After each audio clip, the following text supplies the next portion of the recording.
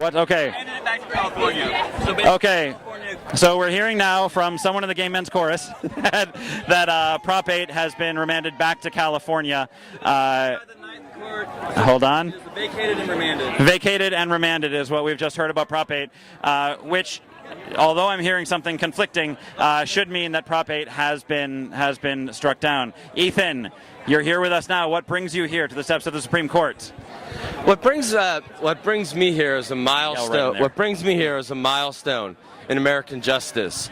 You know, the arc of justice in our country moves towards including more people all the time, bringing us closer to our ideals as a country. And this is an extraordinary moment. It represents the mainstreaming of something so basic, so incredibly basic, but so extraordinarily important. And what does your day-to-day job have to do with Defense of Marriage Act, Prop 8, healthcare?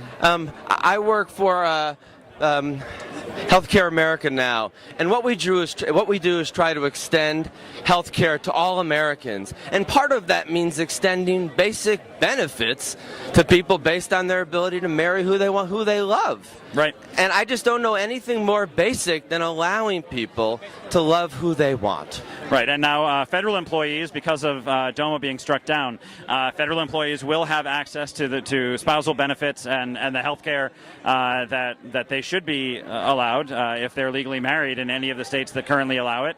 We're up to 12, which is pretty incredible. Did you ever think that you'd be sitting here and there would be 12 states in this country that allow marriage equality?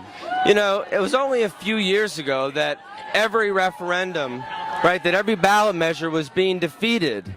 And what's changed is a fundamental cultural shift. Right. And the fact that it's affected this Supreme Court could not be more extraordinary. All right, so I'm going to break away here for a second because we just found out, we did confirm that Prop 8 has been dismissed with because of no standing. That basically means that the people who were defending Proposition 8 in the courts did not have the right to defend that. The people who were defending Prop 8 were actually the people who ran the campaign, the anti-gay campaign in California, to pass Proposition 8 in the first place.